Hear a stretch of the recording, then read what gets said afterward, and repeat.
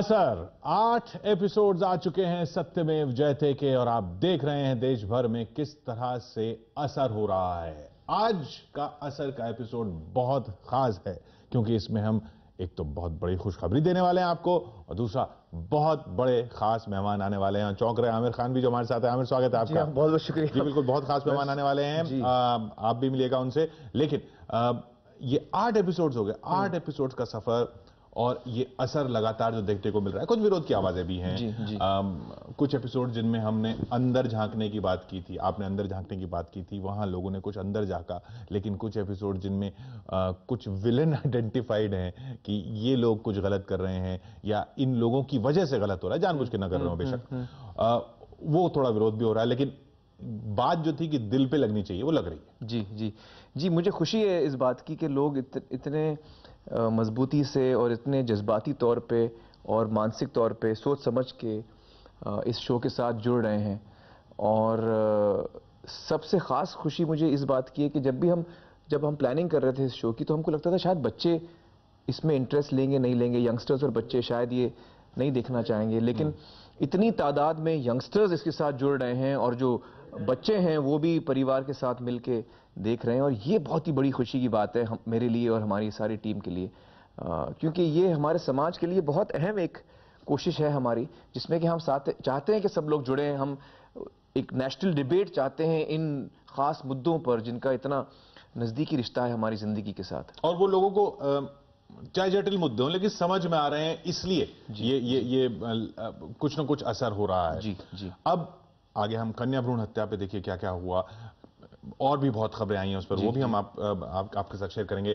और जेनरिक दवाओं पर तो बड़ी घोषणाएं हैं। थोड़ा सा हिंट मैंने आपको दे दिया कि बड़ी खबर कौन सी है और बड़े गेस्ट कौन से हैं हमारे आज। लेकिन इस एपिसोड की, जो अभी का एपिसोड, जी हाँ कि खाने में हम जहर क्यों लें, ये ऑर्गेनिक फूड, जी, इस पर कुछ लोग विरोध भी कर रहे हैं कि नहीं, ये ऐसे इतना सरल नहीं है। उस पर आप क्या कहेंगे? अब देखिए, ऐसा है कि जैसे हमने शो पे भी कहा, 2 विचारधाराएं हैं और जो लोग ये कहते हैं कि वो पेस्टिसाइड के बगैर हम उत्पादन उतना नहीं कर पाएंगे, वो या तो ठीक से जानकारी नहीं है उनको, क्योंकि जिस किस्म की जैविक खेती एक ज़माने में हुआ करती थी, अब उससे हम कहीं आगे बढ़ चुके हैं।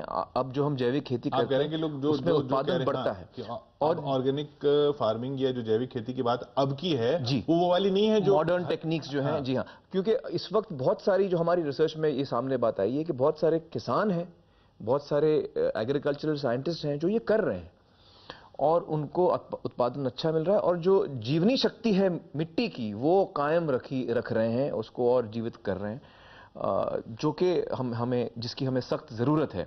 तो जो लोग ज़्यादातर अब जो ऑब्जेक्ट कर रहे हैं वो पेस्टिसाइड कंपनी के साथ किसी न किसी तरीके से जुड़े हैं, तो उनको ये डर लगता है कि हमारी आमदनी कम हो जाएगी।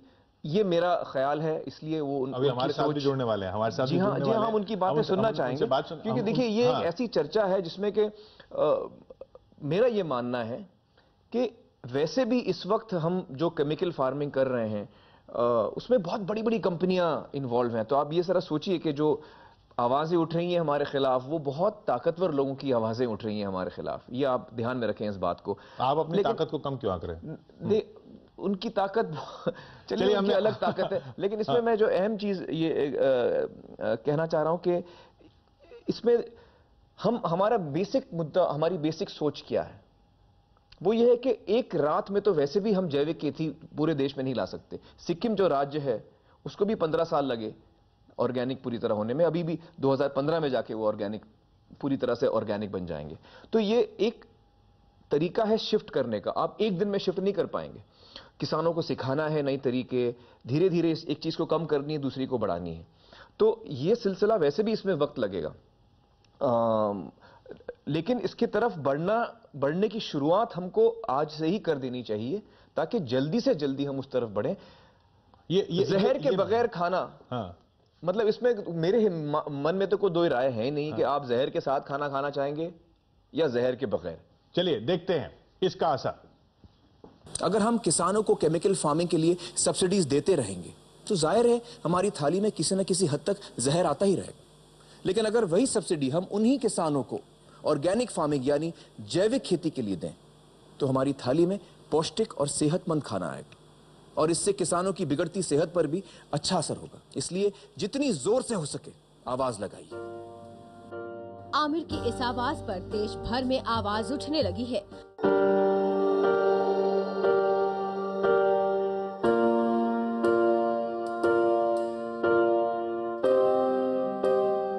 लोग अब सरकार से पूछ रहे हैं कि कीटनाशक वाली खेती के बजाय जैविक यानी ऑर्गेनिक खेती क्यों नहीं। देश की राजधानी दिल्ली में खाने में कीटनाशक के खिलाफ निकला ये मोर्चा। इंडिया गेट पर नुक्कड़ नाटक के जरिए लोगों को जागरूक किया गया। तो पता है कितना पेस्टिसाइड हम हर रोज हम अपने खाने में खाते हैं। पीपल को ऑर्गेनिक खाना चाहिए। हम चाहते हैं कि सरकार इस पर पहल करे, जो सब्सिडी वो कीटनाशक दवाओं को और रासायनिक खादों को देती है वो जैविक खेती, जो पर्यावरणीय खेती है, ऑर्गेनिक खेती है, उसकी तरफ दे।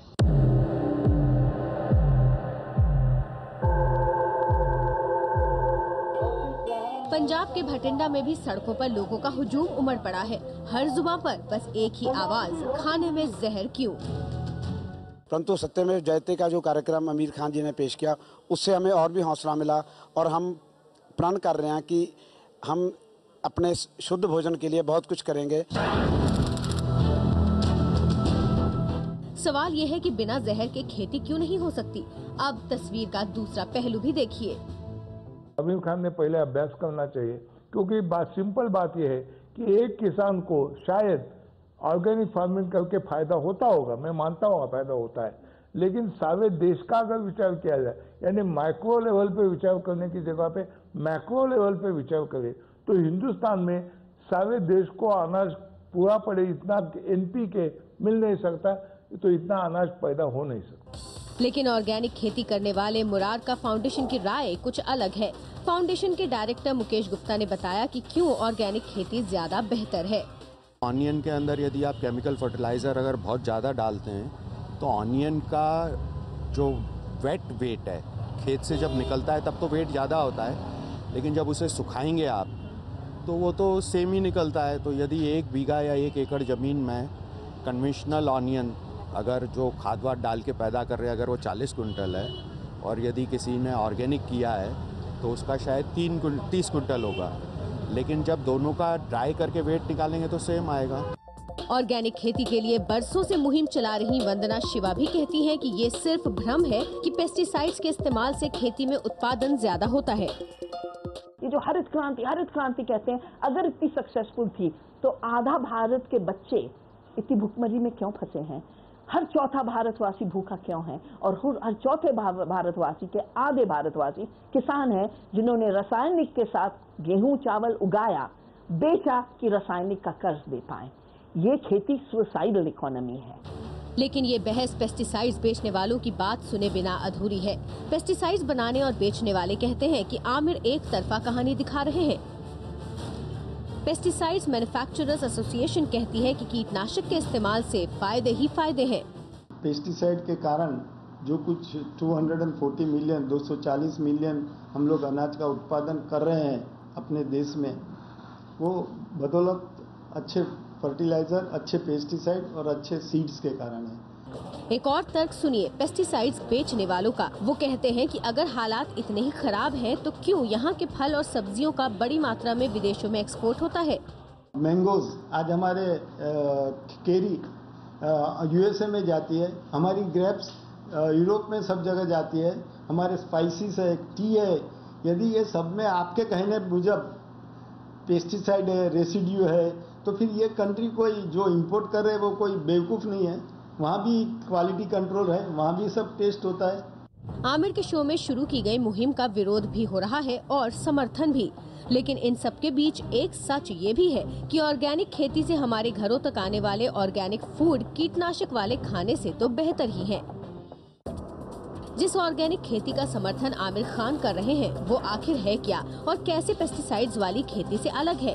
जैविक खेती में केमिकल फर्टिलाइजर्स, पेस्टिसाइड्स और खरपतवार नाशकों की जगह जीवों के अंश से बनी खाद का इस्तेमाल होता है, जैसे गोबर की खाद, कंपोस्ट, हरी खाद। इनके इस्तेमाल से न केवल धरती की पैदावार क्षमता लंबे समय तक बनी रहती है, बल्कि पर्यावरण भी प्रदूषित नहीं होता। साथ ही इसमें खेती की लागत घटने और फसल की गुणवत्ता बढ़ने से किसान को ज्यादा फायदा मिलता है। किसान खेती में कीटनाशकों का इस्तेमाल अपनी फसल को कीड़ों से बचाने के लिए करते हैं। किसानों का बड़ा समूह और कई जानकार भी मानते हैं कि पेस्टिसाइड्स का इस्तेमाल जरूरी है, लेकिन सच ये भी है कि यही जहर सेहत के लिए नुकसानदायक भी है। इसलिए जितनी जोर से हो सके आवाज लगाएं।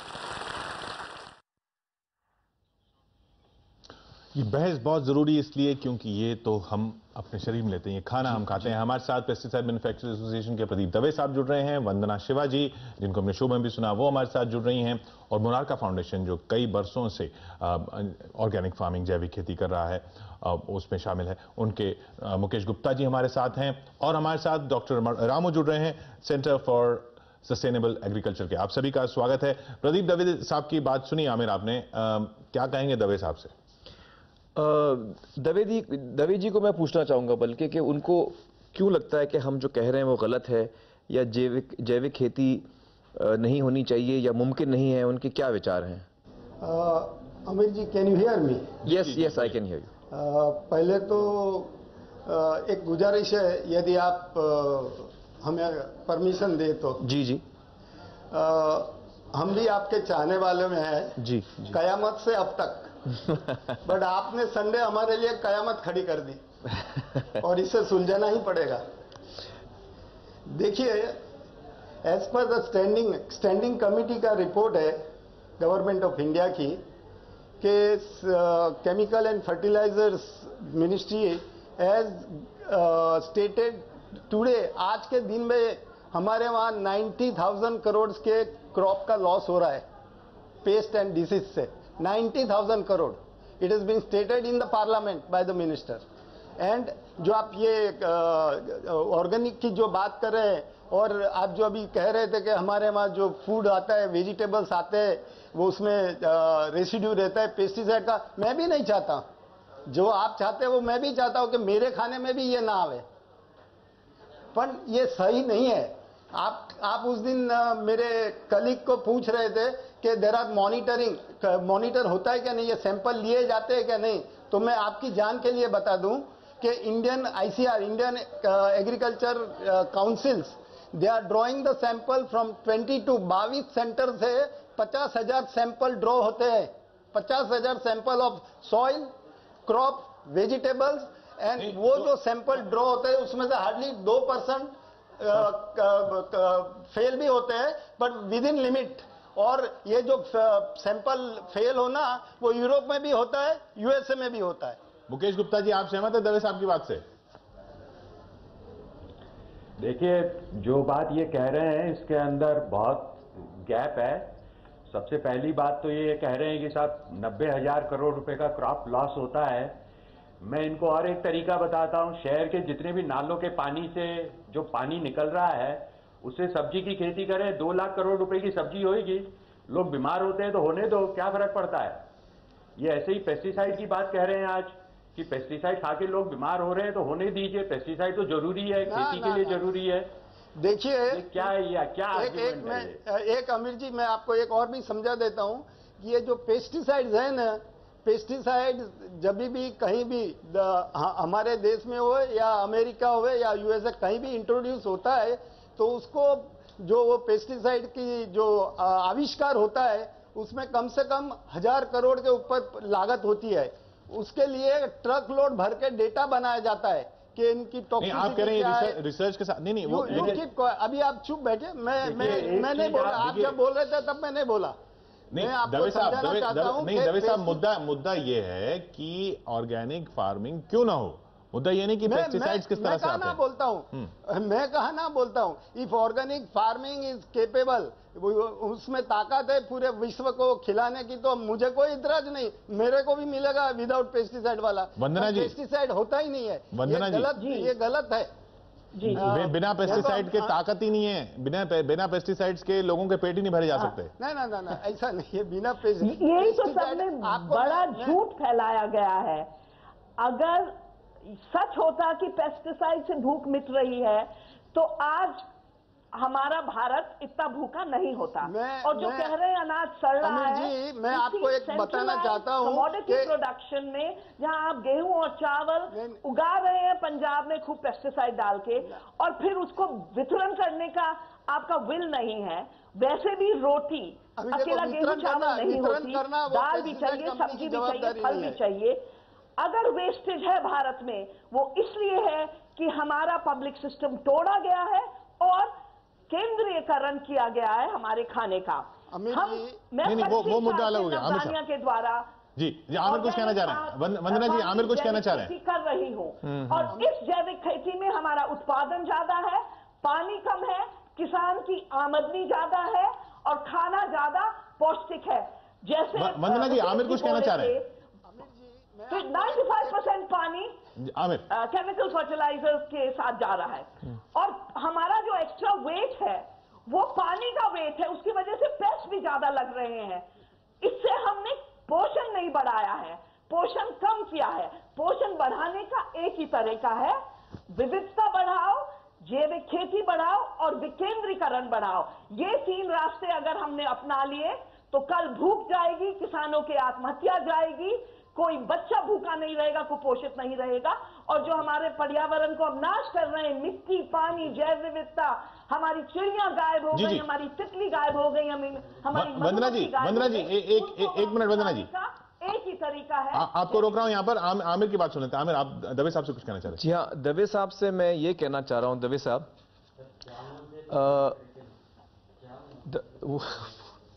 दवे साहब से मैं ये कहना चाह रहा हूँ कि दवे साहब, हमारे साथ डॉक्टर रामू भी मौजूद हैं, और आपने अभी कहा कि केमिकल्स के बगैर खेती जो है वो नहीं हो सकती, उस हद तक नहीं हो सकती। नहीं, मुझे पूरी बात तो बोलने दीजिए दवे साहब, मुझे पूरी बात तो बोलने दीजिए। बताइए। हाँ, तो आप कह रहे थे कि उत्पादन कम हो जाता है, आप इतने लोगों को खाना नहीं खिला पाएंगे अगर हम लोग जैविक खेती करेंगे। सही बात है। तो ये आपका कहना था। तो मैं आपको ये बताना चाहता हूं कि एक तो सिक्किम में आप देखिए, एक पूरा राज्य है जहां पर पूरी तरह से वो लोग अब जैविक खेती कर रहे हैं। तो अगर एक राज्य में ये मुमकिन है तो बाकी जगह क्यों नहीं मुमकिन है? आप मुझे ये कहेंगे कि चलिए सिक्किम में एग्रीकल्चरल लैंड जो है वो कम है, मैं मानता हूं इतना एग्रीकल्चरल लैंड नहीं है, लेकिन अगर आप 100 एकड़ में कोई चीज कर सकते हैं तो वो आप 200 में भी कर सकते हैं, वो आप 500 में भी कर सकते हैं। और आपके साथ इसी प्रोग्राम में हमारे साथ मौजूद हैं डॉक्टर रामू, जो 35 लाख एकड़ में ये नॉन पेस्टिसाइड फार्मिंग करते हैं। उनसे हम पूछते हैं, वो हमारे साथ मौजूद हैं। डॉक्टर रामू, उनका कुछ उत्पादन कम हुआ तो वो हमको बताएंगे। डॉक्टर रामू, आप बताइए हमें। ये उत्पादन कम होने की चीज के बारे में जो दावे साहब ने बताया, जो 90,000 करोड़ का यील्ड कम हो रही है, वहाँ जो पेस्ट मैनेजमेंट का जो भी काम नहीं किया है वहाँ कम होने वाला है। अगर पेस्ट मैनेजमेंट ठीक से किया है, वो ऑर्गेनिक से किया, तो भी यील्ड रिडक्शन कम नहीं होगा। आंध्र प्रदेश का ज्यादा एक्सपीरियंस है। आंध्र प्रदेश एग्रीकल्चर यूनिवर्सिटी का रिपोर्ट है, मिनिस्ट्री ऑफ रूरल डेवलपमेंट का वेबसाइट पे भी है, आप देख सकते हैं। 9 लाख किसान का यील्ड डेटा वेबसाइट पे है, आप देख सकते हैं। यील्ड डिफरेंस 5% से ज्यादा नहीं है। और यहां मैं और एक बात भी बताना चाहता हूं, हम जब गाड़ी चलाती है मैक्सिमम स्पीड में हम नहीं चलाती है, हम ऑप्टिमम यील्ड में चलाती है, तो क्योंकि हमारा फ्यूल एफिशिएंसी ज्यादा बढ़ेगा। वैसे ही खेती में भी जब करेंगे हमको नेट प्रॉफिट ज्यादा होना है, और हमको हमारा रिसोर्सेस को या हमारा खाने को नुकसान नहीं होना है। इसके वो दोनों देख के कितना यील्ड आएगा वो किसान खुद प्लान कर सकते हैं। ऐसा नहीं है कि हर एक क्रॉप में 100% पोटेंशियल यील्ड हमको लाना है। अगर पोटेंशियल यील्ड लाना है तो आज पिछले 5-6 साल का यील्ड देखिए, कौन सा भी क्रॉप में देखिए जहां ज्यादा सा फर्टिलाइजर का पेस्टिसाइड का इस्तेमाल हो रही है, या पंजाब में चावल हो या महाराष्ट्र में कपास हो, आप यील्ड देखिए पूरा स्टैग्नेटेड है। और डॉक्टर और आमिर, यहाँ पर एक हमने केस स्टडी ये भी की है कि जिसकी हम बात कर रहे हैं कि खाने में जहर, जो लोग ऑर्गेनिक फूड खा रहे हैं, जैविक खेती से बना हुआ खाना खा रहे हैं, उनका क्या एक्सपीरियंस है वो भी देख लेते हैं। हाँ, देखिए।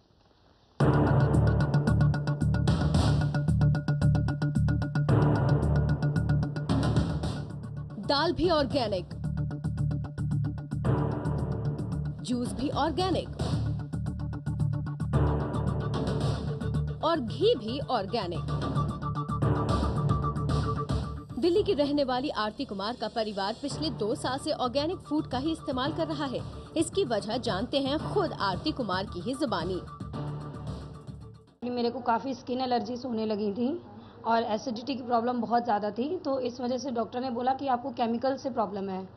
तो आप अगर देखिए कोई और अल्टरनेटिव, तो हम लोगों ने जैसे मार्केट में जाके सर्च किया तो हमें ऑर्गेनिक फूड मिला।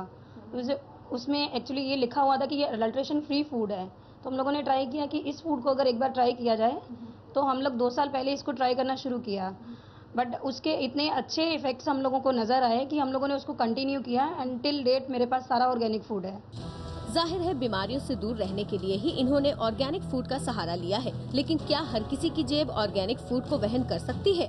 पहले तो हमें लगता था कि कुछ महंगा है, बट अब काफ़ी रेट्स कम हो गए हैं एज़ कम्पेयर टू 1-1.5 साल पहले।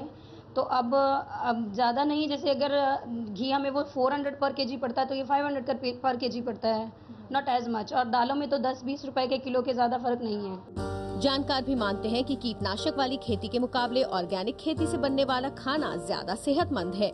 थोड़ा ये तो जरूर देखने में आता है, बहुत सारे लोग रिपोर्ट करते हैं उनका डाइजेस्टिव सिस्टम इम्प्रूव हो रहा है। बहुत सारे लोगों ने तो यहाँ तक कहा है कि उनकी डायबिटीज़ की जो प्रॉब्लम है उसमें कुछ थोड़ा सा सुधार हुआ है, और जनरली एनर्जी लेवल बेटर है, ये तो सभी लोग मानते हैं।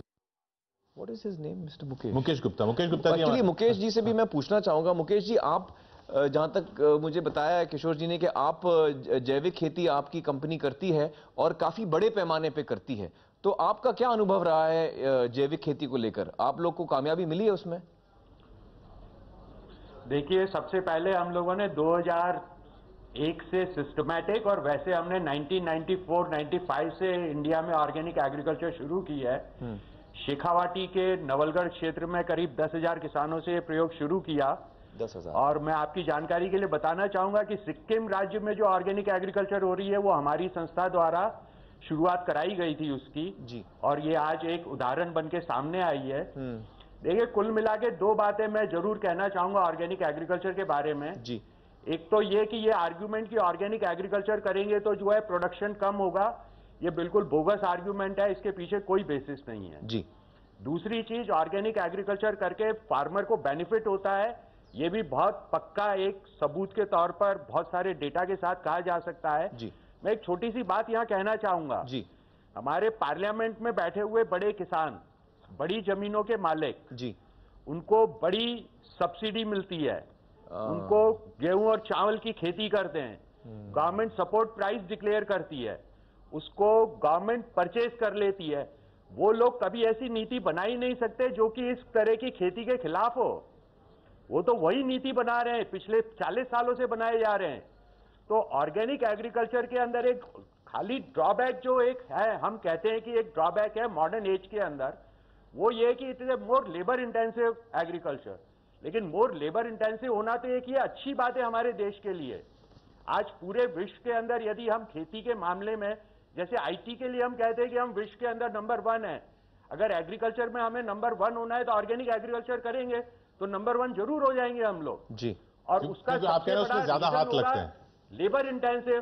एक तरफ government of India 1 lakh crore रुपए दे रही है नरेगा प्रोग्राम के लिए, क्यों नहीं वो 1 लाख करोड़ रुपए जो है ऑर्गेनिक एग्रीकल्चर करने वाले फार्मर्स को लेबर के लिए दे देती है। बिल्कुल, वही लोग तो नरेगा के प्रोग्राम में आते हैं जी। तो ये बहुत जरूरी है कि जो है इसको बहस जो गलत दिशा में जा रही है उस बहस को सही दिशा में लाया जाए आज। जी जी जी। सबसे पहले तो जरूरी है कि बहस हो। हाँ, एक्चुअली मैं दोहराना चाहूंगा, एक चीज को अंडरलाइन करना चाहूंगा। मुकेश जी जो कह रहे हैं बहुत अहम बात है। देखिए, अमेरिका में जो एक किसान होता है वो हजारों एकड़ पर वो फार्मिंग एक किसान करता है, बड़े बड़े बहुत बड़े बड़े साइज के फार्म्स होते हैं। हिंदुस्तान में जो एवरेज साइज है फार्म का बहुत छोटा है, बल्कि 2 एकड़, अगर मैं गलत नहीं कह रहा हूं तो 2 एकड़ का एवरेज फार्म होगा, शायद उससे भी कम होगा। तो ये जब छोटे फार्म्स पे ऑर्गेनिक फार्मिंग, मतलब हमारी कंट्री तो आइडियल है एक्चुअली ऑर्गेनिक फार्मिंग के लिए। जैसे मुकेश जी कह रहे थे कि यहाँ पे अगर लेबर थोड़ा ज्यादा लगता है ऑर्गेनिक फार्मिंग में, जैविक खेती में अगर लेबर ज्यादा है, इतने लेबर है, लोगों के पास काम नहीं है, वो लोग जॉब्स ढूंढ रहे हैं, तो उसमें सब वो इसमें उनको जॉब मिल सकती है, उसमें काम लगा सकते हैं। लेबर इंटेंसिव अगर काम है तो हमारे इसके फायदे की काम है। इसलिए कृषि वाले इलाकों से लोग इस मुहिम में के समर्थन में आ गए, और आमिर आपको जान के खुशी होगी कि वो लोग भी समर्थन में आ गए हैं जो दूसरे मामलों पे विरोध कर रहे थे, खाप पंचायत वाले। देखिए अच्छा, हरियाणा वासियों से निवेदन करेंगे इस प्रेस कॉन्फ्रेंस के माध्यम से कि वो उस सीरियल को मत देखें।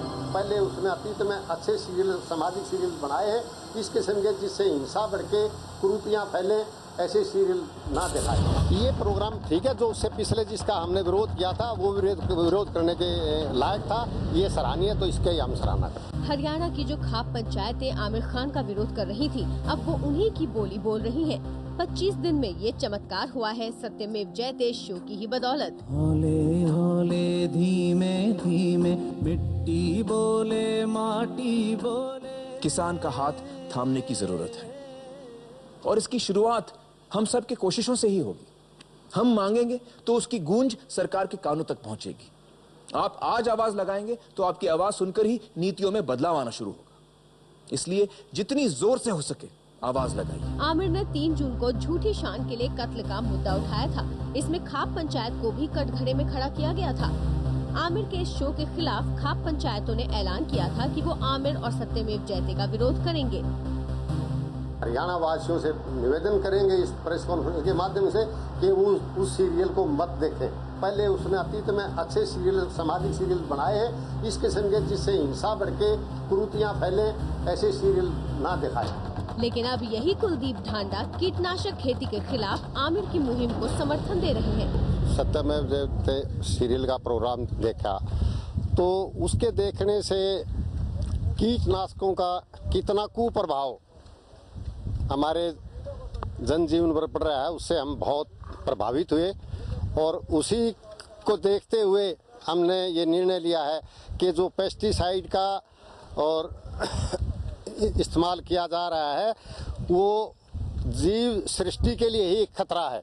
उसको चुनौती समझते हुए खाप पंचायतों ने अपनी उसके अंदर शमूलियत हिस्सेदारी कर दी है। खेती के बारे में आमिर के शो के बाद जींद के निडाना गांव के खेतों में खाप पंचायतों के प्रतिनिधियों ने बैठक भी की और फैसला लिया कि वो कीटनाशकों के खिलाफ मुहिम चलाएंगे। प्रोग्राम था वो सही था और हमने खाप पंचायतों ने आज निर्णय लिया है कि पूरे उत्तर भारत की जितनी भी खाप पंचायतें हैं सबको संगठित करके जो कीटनाशक दवाइयां हैं उसके विरोध में हम प्रचार करेंगे। जींद में बाकायदा किसान खेत पाठशाला लगाकर किसानों को जागरूक करने का काम शुरू भी हो गया है। जल्द ही खाप के प्रतिनिधि कृषि विशेषज्ञों से 18 सप्ताह तक ट्रेनिंग भी लेंगे। इसके बाद महापंचायत बुलाकर किसानों से अपील की जाएगी कि कीटनाशकों का इस्तेमाल खेती में न करें। आमिर की उठाई आवाज से उनका विरोध करने वाली खाप पंचायत भी आवाज मिला रही है। अब इस आवाज को सरकार को भी सुनना चाहिए और ऑर्गेनिक खेती को बढ़ावा देने के लिए जो कुछ भी हो सके वो करना चाहिए।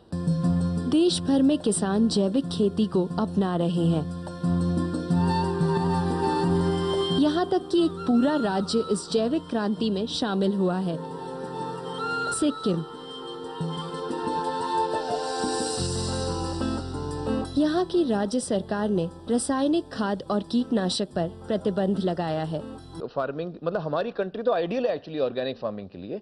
जैसे मुकेश जी कह रहे थे कि यहाँ पे अगर लेबर थोड़ा ज्यादा लगता है ऑर्गेनिक फार्मिंग में, जैविक खेती में अगर लेबर ज्यादा है, इतने लेबर है, लोगों के पास काम नहीं है, वो लोग जॉब्स ढूंढ रहे हैं, तो उसमें सब वो इसमें उनको जॉब मिल सकती है, उसमें काम लगा सकते हैं। लेबर इंटेंसिव अगर काम है तो हमारे इसके फायदे की काम है। इसलिए कृषि वाले इलाकों से लोग इस मुहिम में के समर्थन में आ गए। और आमिर आपको जान के खुशी होगी कि वो लोग भी समर्थन में आ गए हैं जो दूसरे मामलों पे विरोध कर रहे थे, खाप पंचायत वाले। देखिए। अच्छा, हरियाणा वासियों से निवेदन करेंगे इस प्रेस कॉन्फ्रेंस के माध्यम से कि वो उस सीरियल को मत देखें। पहले उसने अतीत में अच्छे सीरियल, सामाजिक सीरियल बनाए हैं, इस किस्म के जिससे हिंसा बढ़ के कुरीतियाँ फैले, ऐसे सीरियल ना दिखाएं। ये प्रोग्राम ठीक है, जो उससे पिछले जिसका हमने विरोध किया था वो विरोध करने के लायक था, ये सराहनीय, तो इसके हम सराहना करें। हरियाणा की जो खाप पंचायतें आमिर खान का विरोध कर रही थी, अब वो उन्हीं की बोली बोल रही हैं। 25 दिन में ये चमत्कार हुआ है सत्यमेव जयते शो की ही बदौलत। होले होले धीमे धीमे मिट्टी बोले माटी बोले। किसान का हाथ थामने की जरूरत है और इसकी शुरुआत हम सब की कोशिशों से ही होगी।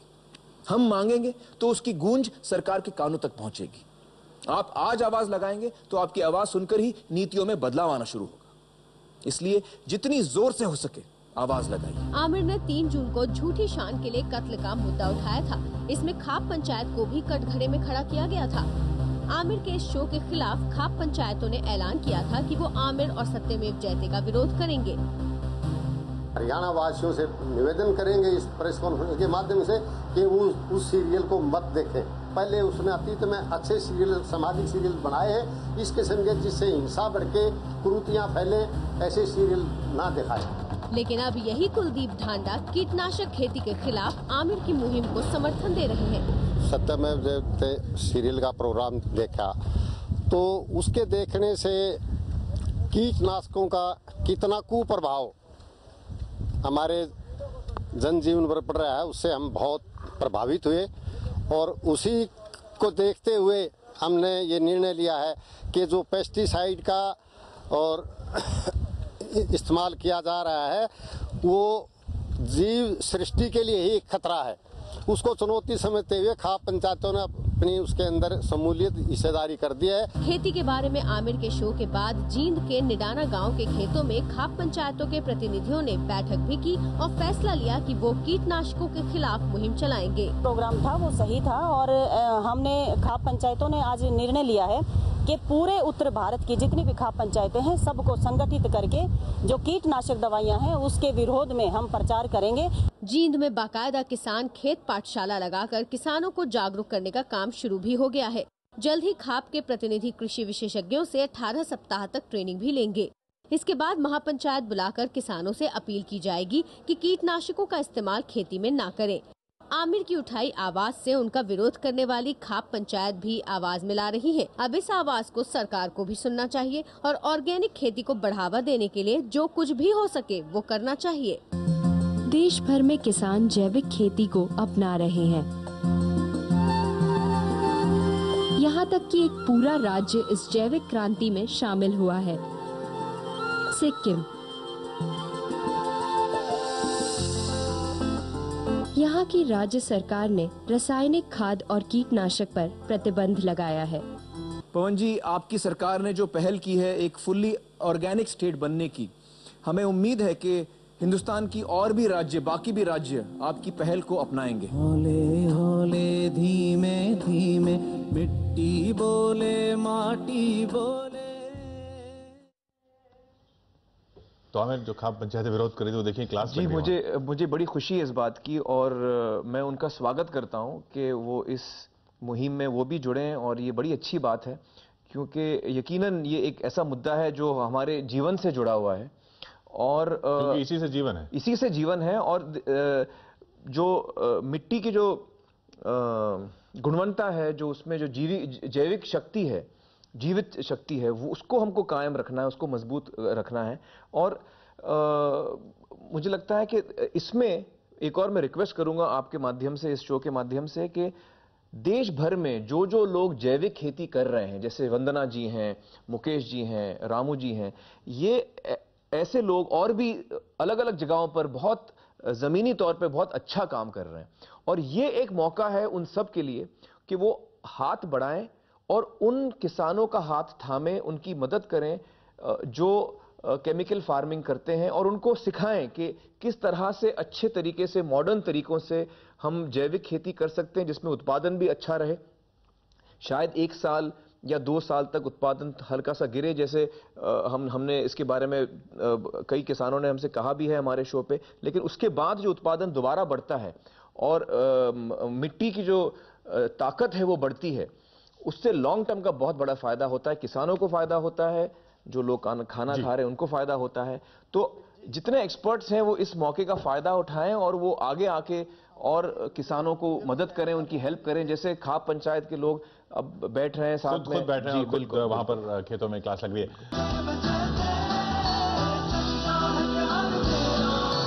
तो असल में तो अभी तो हमने बात की जैविक खेती की और अब बात जेनरिक दवाओं की। वो असर अब भी जारी है और डॉक्टर रमन सिंह हमारे साथ इसलिए हैं क्योंकि छत्तीसगढ़ में उन्होंने बड़ी घोषणा की है। उनसे हम बात करेंगे, राजस्थान में क्या क्या हो रहा है उसकी बात करेंगे और केंद्रीय स्तर पर जो एक नीति आने वाली है जिसके तहत हर सरकारी डिस्ट्रिक्ट अस्पताल में जेनरिक दवाएं दी जाएंगी, वो एक बड़ी खुशखबरी है आमिर। जी जी, तो देखते हैं पहले तो कि क्या क्या हो रहा है छत्तीसगढ़ और बाकी राज्यों में। जी हाँ, जी हाँ। दवाइयों का जो कॉस्ट होता है, जो उनको बनाने का खर्च होता है, वो बहुत ही कम होता है और हमें इन कम दामों में ये दवाइयां मिल सकती हैं अगर हमारी राज्य सरकार जेनेरिक मेडिसिन की दुकानें खोले, जैसे राजस्थान सरकार ने किया है और जिसके लिए हम उन्हें सलाम करते हैं। 27 मई को सत्यमेव जयते शो में सस्ती जेनेरिक दवा को जरूरतमंदों तक आसानी से पहुंचाने के लिए आमिर खान ने आवाज उठाई। आमिर की इस मुहिम का बहुत बड़ा असर हो रहा है। कई राज्यों में जेनेरिक दवा स्टोर खोले जा रहे हैं। यही नहीं, देश का स्वास्थ्य मंत्रालय भी जैसे सोते से जाग गया। टाइम्स ऑफ इंडिया अखबार ने खबर छापी कि 22 जून को स्वास्थ्य मंत्रालय ने बयान दिया है कि सस्ती और जेनेरिक दवा देश के हर सरकारी अस्पताल में इस साल अक्टूबर-नवंबर तक उपलब्ध हो जाएंगी। सरकार की कोशिश है कि जरूरी 348 दवाएं जो कि जरूरी दवाओं की राष्ट्रीय लिस्ट में आती हैं, उन्हें मुफ्त में मरीजों को उपलब्ध कराया जाए। केंद्र सरकार की इस बड़ी कोशिश के अलावा कई राज्यों में भी जेनेरिक दवा को घर घर पहुंचाने की मुहिम शुरू हो रही है। सरकारी तो सरकारी, आमिर की मुहिम में प्राइवेट अस्पताल भी शामिल हो गए हैं। राजस्थान में अजमेर के मशहूर मित्तल अस्पताल में भी जेनेरिक दवाओं का स्टोर शुरू हो गया है। यहाँ की फार्मेसी में बाकायदा बोर्ड पर जेनेरिक दवाओं के नाम और कीमत की लिस्ट भी लगा दी गई है। जो अनअफोर्डेबल पेशेंट है उनको कॉस्ट इफेक्टिव मेडिसिन मिल सके, उनको कॉस्ट इफेक्टिव ट्रीटमेंट मिल सके, उसके लिए मित्तल हॉस्पिटल ने ये जेनेरिक मेडिसिन का एक काउंटर स्टार्ट किया। अस्पताल में डॉक्टर भी मरीजों को जेनेरिक दवा ही लेने का सुझाव दे रहे हैं। डॉक्टर मरीजों को ये भी बताते हैं कि ब्रांडेड दवा जैसी ही असरदार होती है जेनेरिक दवा।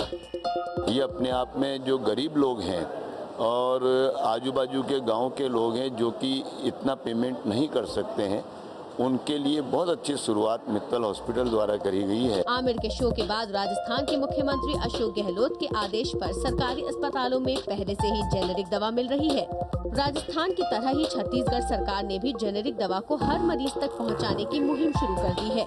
राज्य के स्वास्थ्य मंत्री अमर अग्रवाल ने एबीपी न्यूज से कहा है कि जेनेरिक दवा का एक स्टोर रेड क्रॉस की मदद से अंबिकापुर में खोला गया है। सभी सरकारी अस्पतालों के डॉक्टर्स को निर्देश दिए गए हैं कि वो जेनेरिक दवाएं ही लिखें। शासकीय डॉक्टरों को निर्देश दिए गए हैं कि केवल जेनेरिक दवाई लिखें, जिससे जो गरीब हैं, मध्यम क्लास के लोग हैं, उनको सस्ती दरों पर दवाई उपलब्ध हो सके और इसका क्रियान्वयन हम बहुत शीघ्र कर देंगे। और अब ये देखिए, ये तस्वीर कर्नाटक के बैंगलोर की है। जेनेरिक दवा खरीदने के लिए मरीजों और उनके रिश्तेदारों का ये हुजूम बैंगलोर के मशहूर विक्टोरिया अस्पताल में लगा है। सरकार की तरफ से यहाँ पहला जेनेरिक दवा काउंटर शुरू हुआ है। सरकार ने जेनेरिक दवा स्टोर को नाम दिया है जनता बाजार का। बाकायदा बोर्ड पर ब्रांडेड और जेनेरिक दवा के दामों का फर्क बताया गया है।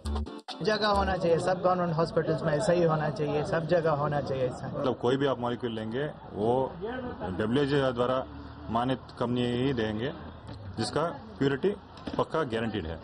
दूसरा प्राइस जो गवर्नमेंट देता है वो उसी लिमिट में हम ऑपरेट करें, वो सबसे लोएस्ट जो मार्केट में मिल सकता है वो हम देने वाले हैं। कर्नाटक के मेडिकल एजुकेशन मंत्री रामदास के मुताबिक जेनेरिक दवा को बढ़ावा देने के लिए राज्य भर के डॉक्टरों को निर्देश दिए जा रहे हैं। हमारा इच्छा है हर तालुका और जिला का अस्पताल में जेनेरिक ड्रग हाउस ओपन करके आम आदमी के लिए कम दाम के लिए दाम पे मेडिसिन देने का इच्छा है।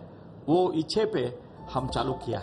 जेनेरिक दवा के लिए जो आवाज आमिर ने उठाई, उसकी गूंज अब देश के कई राज्यों में सुनने को मिल रही है। मुहिम का असर या कहें बड़ा असर हो रहा है, लेकिन ये मुहिम मुकाम पर उस दिन पहुंचेगी जब कोई जरूरतमंद दवा से महरूम नहीं होगा। पैसों की कमी की वजह से एक माँ अपनी आंखों के सामने अपने बच्चे की जान जाते हुए देखे, जैसा डॉक्टर समित शर्मा ने हमें बताया, ये हम कैसे बर्दाश्त कर सकते हैं।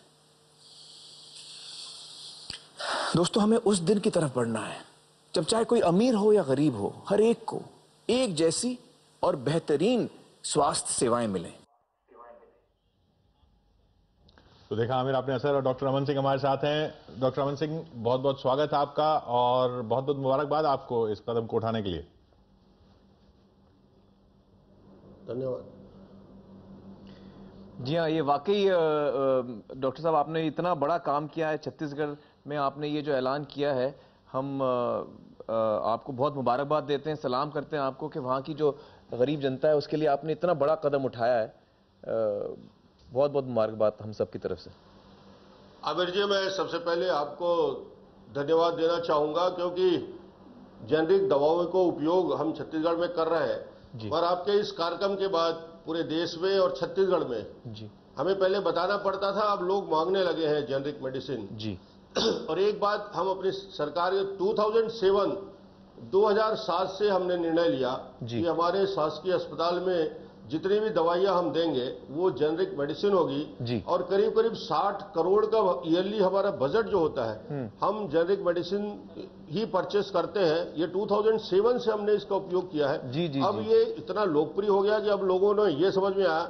पिछले 3 महीने पहले हमने अंबिकापुर, हमारा जिला मुख्यालय है, वहां हमने एक मेडिकल स्टोर रेड क्रॉस के माध्यम से डिस्ट्रिक्ट हॉस्पिटल में किया। वहां का जो सेल है, बिक्री है और लोगों का जो उत्साह है, सारे मरीज अब पूरे शहर से लोग आने लगे हैं। हमने निर्णय लिया है कि हमारे सभी जिला अस्पताल में हम वहां पे रेड क्रॉस सोसाइटी के माध्यम से जेनरिक मेडिसिन के लिए मेडिकल शॉप खोलेंगे और जो लोग इसमें आना चाहते हैं, गवर्नमेंट की पॉलिसी तो हमने तय की है, उस पॉलिसी के तहत हम कर रहे हैं, पर हम सभी डिस्ट्रिक्ट में गरीब मरीजों के लिए और आम आदमी के लिए उस जिला अस्पताल का उपयोग करेंगे। वहां हमारे पास इंफ्रास्ट्रक्चर है, लोग तैयार हैं और हमने एक एक करके शुरुआत की। अभी अंबिकापुर में हमने 4 महीने पहले, राजनांदगांव और दूसरे जिलों में हमारा अगले महीने में इसकी प्रारंभ हम करने वाले हैं। स्वास्थ्य मंत्री जी ने इस पे निर्णय लिया है और लगातार पिछले 2007 से लेकर अभी तक हम इससे काफी पैसा सेव भी कर रहे हैं और उसका उपयोग हम दूसरे अपनी मेडिकल सर्विस के लिए कर रहे हैं। बहुत तो अच्छी बात है। धन्यवाद इसलिए दे रहा हूं कि आपने इसको बहुत ज्यादा लोकप्रिय किया। हर व्यक्ति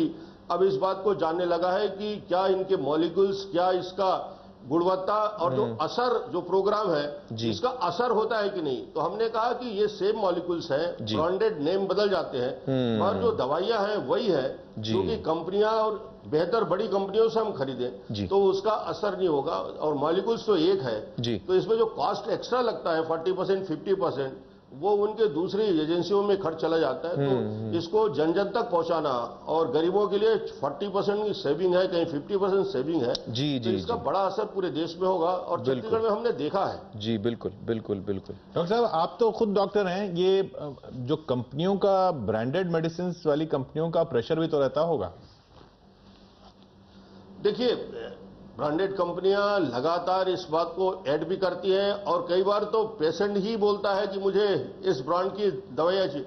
लोग क्रोसिन और कैल्पाल की बात करते हैं, पैरास्टामोल की बात कोई नहीं करता, जबकि हम उसके लिए मॉलिक्यूल्स की बात करें उसका कॉस्ट बहुत कम हो जाता है। और उसी कंपनी का यदि हम पैरास्टामोल बोलेंगे तो लोगों को समझ में आएगा कि हाँ, हम पैरास्टामोल यूज करना चाहते हैं। तो जिस प्रकार से ऐड हुआ और जिस प्रकार से ये खर्च करते हैं, अब आमिर जी के आने के बाद अब मुझे लगता है कि अब प्रचार प्रसार जितना हुआ है, अब लोग खुद बोलेंगे कि भैया मुझे मेडिकल शॉप में खड़ा हूं, मुझे जेनरिक मेडिसिन दो, एक कॉस्ट चीपर होता है और इसका असर बराबर होता है जो इसके ब्रांडेड दवाइयों में होता है। तो मुझे लगता है ये जन जागृति पूरे देश में हुई है और ये बहुत बड़ा काम, आमिर जी को मैं इसके लिए बधाई इसलिए देना चाह रहा हूं कि हम लोग लगातार प्रयास करते हैं अपने स्टेट में, और आज तो अपने राष्ट्रीय स्तर में जो अभियान चल रहा है आखिरी गांव तक पहुंचे गए। जी जी, बहुत बहुत शुक्रिया। एक्चुअली हमारी कोशिश, लगान का छक्का मारा है इसमें जो लगान की जो जीत थी ना, जो 6 पड़ा था और आपने, तो ये भी गरीब लोगों के लिए एक बहुत बड़ा कदम होगा। आम जो पेशेंट है हमारे, उनके लिए रिलीफ मिलेगा और एक जागृति पूरे देश में आएगी। नहीं, मुझे बड़ी खुशी है कि देखिए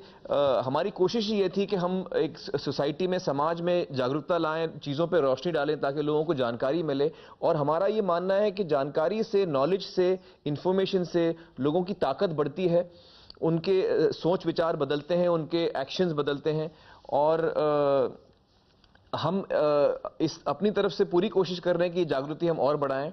और हमें खुशी है कि आप जैसे लीडर्स हैं जो इसमें और आगे बढ़ के इसमें योगदान दे रहे हैं और समाज के लिए इतना अच्छा काम कर रहे हैं। ये बहुत ही खुशी की बात है। बहुत बहुत शुक्रिया आपका डॉक्टर रमन सिंह हमारे साथ जुड़ने के लिए। बहुत बहुत शुक्रिया।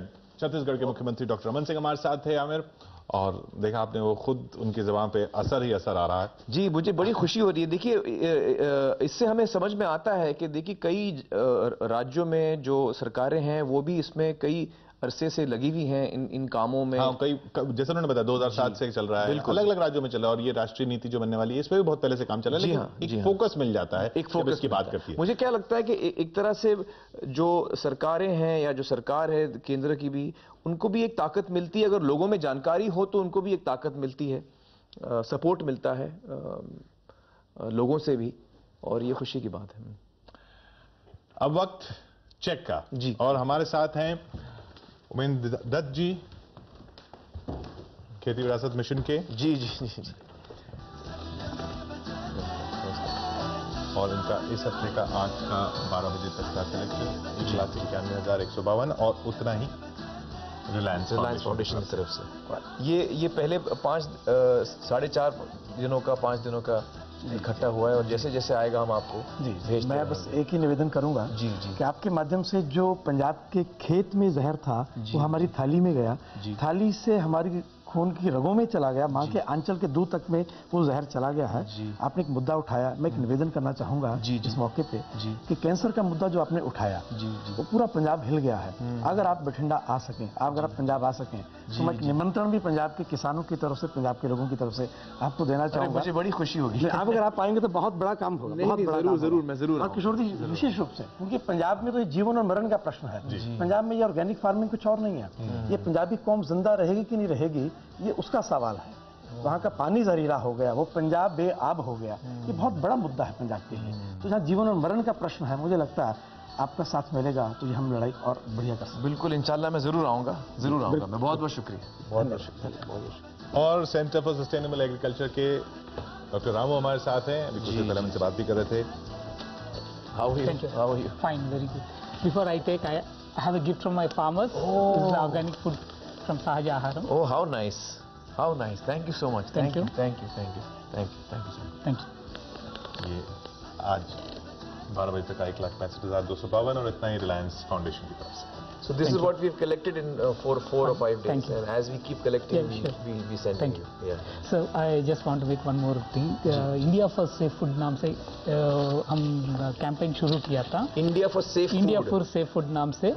So we request audience to log on to the website and then join in this campaign, and also to sign on the petition to the Agriculture Minister requesting to make India organic. हाँ, तो आप लोग एक मुहिम चला रहे हैं कि जो हमारे मंत्री हैं, एग्रीकल्चर मंत्री, उनको एक चिट्ठी दी जाए कि हिंदुस्तान में जो है वो जैविक खेती हो। इसके लिए तो ये सपोर्ट आप चाह रहे हैं और मुझे यकीन है कि सभी लोग आपको सपोर्ट देंगे। मैं आपसे भी निवेदन करता हूं कि आप भी पिटीशन पे साइन कीजिए। जरूर जरूर जरूर। मैं यकीनन मेरा साइन इस पे जरूर होगा, मैं जरूर करता हूं। Thank you so much. I leave the petition here. Give it to me, I will sign it and give it to you. बिल्कुल बिल्कुल जरूर। Thank you so much. Thank you sir.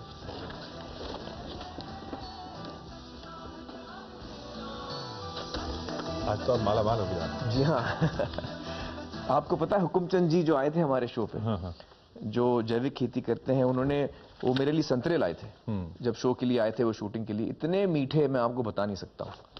मुझे यकीन नहीं आ रहा था कि मैं ये संतरे वाकई, मतलब तो आज तक जो मैं संतरे खा रहा था इतने सालों से, उसका स्वाद बिल्कुल अलग, और ये जो ऑर्गेनिक संतरे थे उसका स्वाद बिल्कुल अलग। इतना मीठा, इतना रसीला। और हमारे सेट पे जो बाकी लोग थे उन्होंने मेरा चेहरा देखा तो उन्होंने भी हाथ मारना शुरू किया। और फिर मुझे लगा कि यार ये संतरे खत्म होने वाले हैं, तो मैंने बोला डब्बा गाड़ी में रखो, ये घर जाएगा।